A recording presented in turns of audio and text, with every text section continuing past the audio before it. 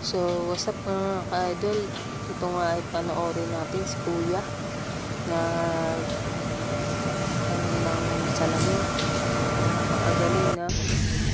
Ito naman mga ka-idol, mga pinipintura ang bote. Ito naman mga ka-idol. Ito naman tiles. Ayan, galing nga niya mag-design. Ha? Panoorin lang natin mga ka-idol para may matutunan kayong ideya.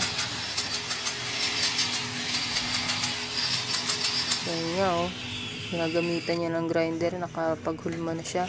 Yan nga mga ka-idol, puputuli siya ng tiles.